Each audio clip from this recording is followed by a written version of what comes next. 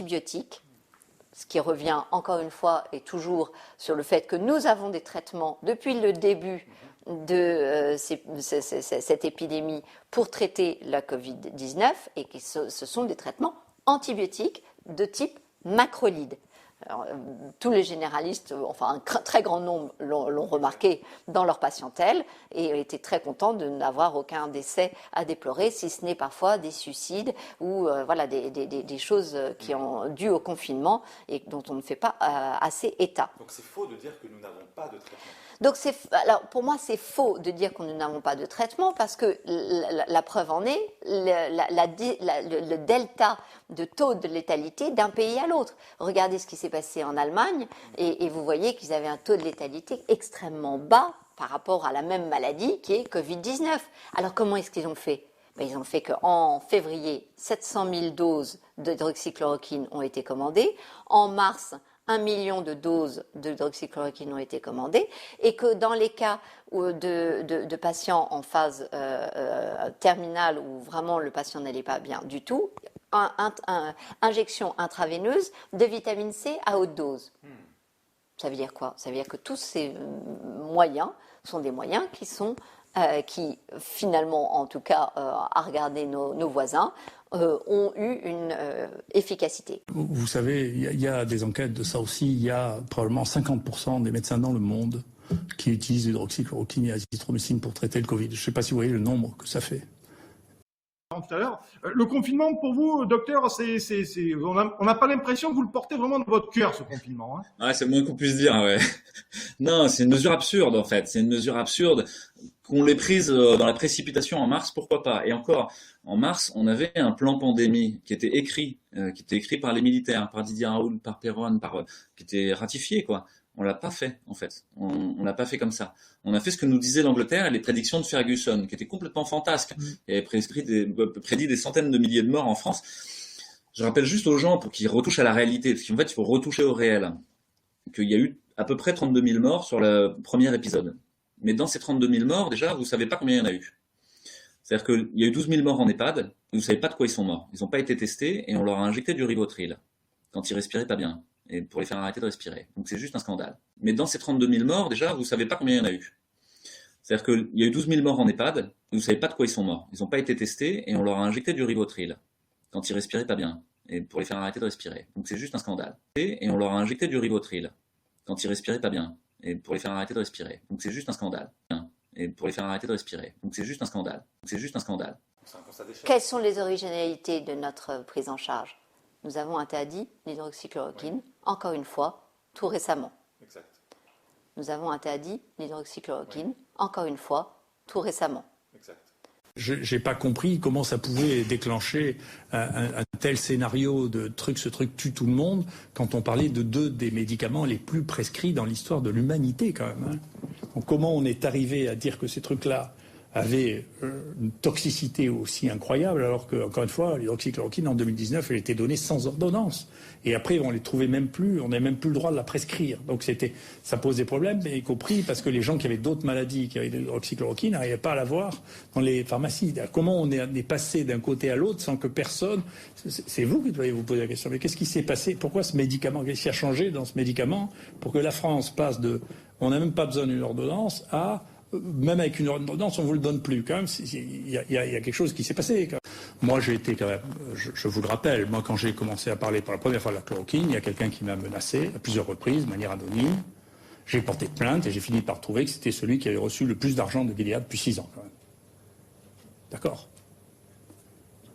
Donc, si vous voulez, j'ai une expérience personnelle, d'accord, de fonctionnement qui ne me paraissent pas normaux. Peut-être que c'est une coïncidence, mais c'est pas sûr parce qu'il me disait qu'il m'interdisait de parler de chloroquine. D'accord ?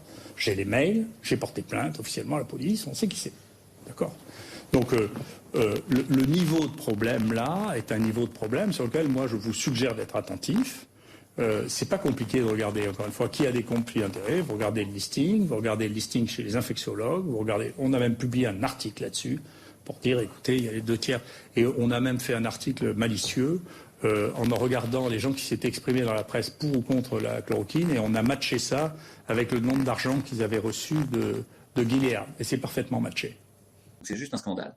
Deuxième originalité de notre prise en charge médicamenteuse, celle du 16 octobre, décret du 16 octobre, qui dit « Oula, Marco, je vous sens un petit peu faible, vous m'avez l'air d'avoir un Covid.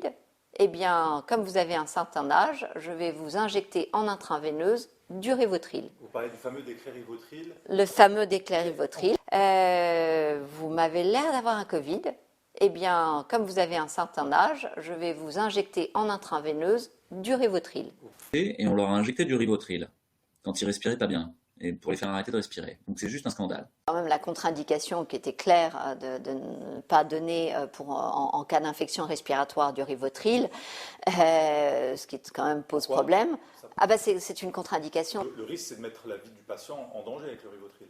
C'est juste un scandale. Quand même la contre-indication qui était claire de ne pas donner en cas d'infection respiratoire du Rivotril. C'est juste un scandale. Nous avons des traitements depuis le début de cette épidémie pour traiter la Covid-19 et ce sont des traitements antibiotiques de type macrolide. Ces patients Covid n'ont pas à mourir compte tenu du fait que nous savons comment les prendre en charge. Donc ça, j'aimerais redire ça, et ça c'est vraiment important, ces patients Covid n'ont pas à mourir compte tenu du fait que nous savons comment les prendre en charge. Et si jamais il y a un taux de létalité presque aussi important peut-être que ce qu'on a vécu dans le passé, c'est une incompétence par rapport au traitement qu'on donne aux patients. C'est juste un scandale. Mais moi, je l'ai constaté. Je suis ami avec un médecin qui s'occupe de 3 EHPAD. Et en fait, les hôpitaux de proximité, c'était dans l'Oise, on ne transportait pas les personnes âgées. Vous savez, là, dans les EHPAD, c'est 80 ans et au-delà. Et donc, on a refusé, dans les hôpitaux de proximité, qui n'étaient pas submergés, de transporter ces malades en réanimation. Hein, et personnellement, j'ai bien connu cette affaire avec ma mère en EHPAD sur sa fin de vie. Heureusement qu'elle a pu, elle, aller en réanimation. Elle a fait 2 ou 3 septicémies dans l'année et elle s'en est parfaitement sortie à 90 ans. Hein. Donc là, non seulement on ne les a pas emmenés en réanimation, mais on leur a préparé la seringue de Rivotril avec un arrêté à la clé pour les achever complètement, alors qu'ils étaient déjà en détresse respiratoire. C'est juste un scandale.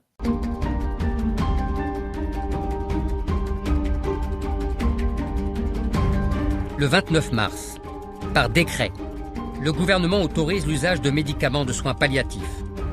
Parmi eux, le Rivotril et le Midazolam, habituellement interdits en médecine de ville et dans les EHPAD.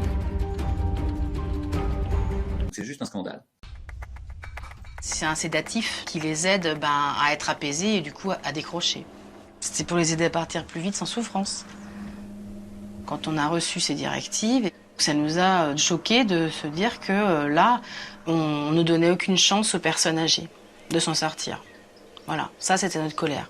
Quand une personne âgée n'est pas hospitalisée et qu'ensuite ce qu'on lui propose c'est une sédation dès l'instant qu'elle va présenter une détresse respiratoire, ma première réaction ça a été on nous demande de faire une euthanasie passive auprès de nos résidents. Ici, 2 résidents en fin de vie ont reçu des injections de Midazolam.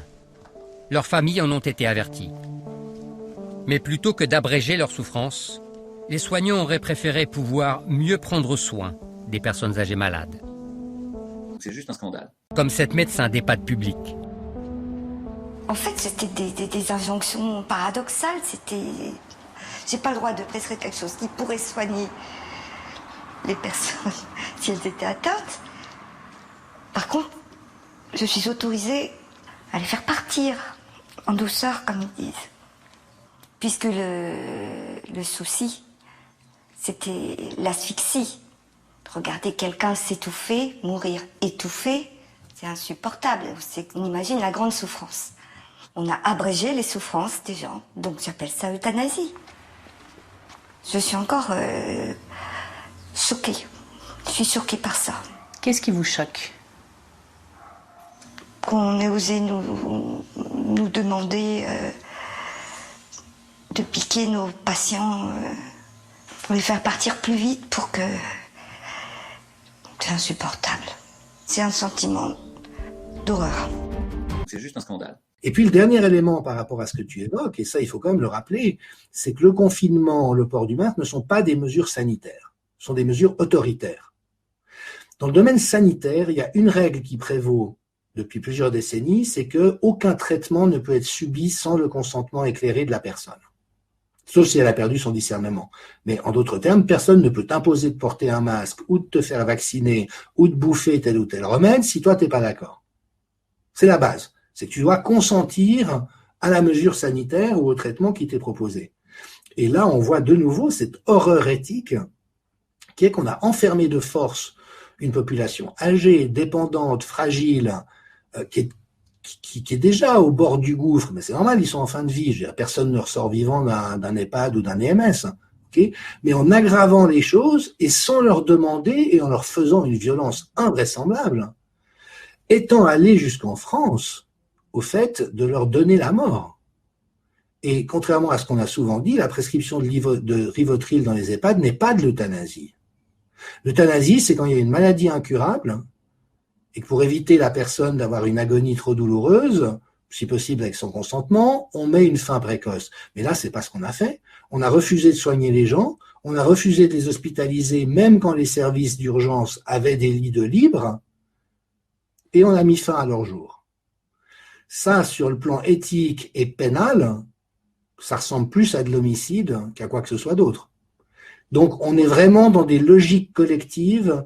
Tu sais, il y a eu cette fameuse loi sur la bioéthique qui est passée en cours de nuit à l'Assemblée nationale, qui permet l'avortement des fœtus jusqu'au 9e mois de grossesse, sans raison médicale, et la création de chimères, c'est-à-dire d'embryons moitié humains, moitié animal. C'est des lignes qu'on n'avait jamais franchies et dont on s'était toujours dit on ne les franchira jamais.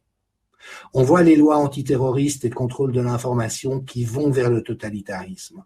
Et là, quand on voit ce traitement des personnes âgées, des femmes qui accouchent, avec un masque sur le visage, même quand tout le monde est testé négatif, le bébé, la première chose qu'il voit à sa naissance, c'est le visage masqué de sa mère. On est dans une perte des repères et des valeurs fondamentales de notre civilisation que moi je trouve infiniment inquiétante, parce qu'on a basculé dans un monde qui, sous couvert de scientificité, mais en fait c'est du scientisme et de rationalité, est capable des pires horreurs.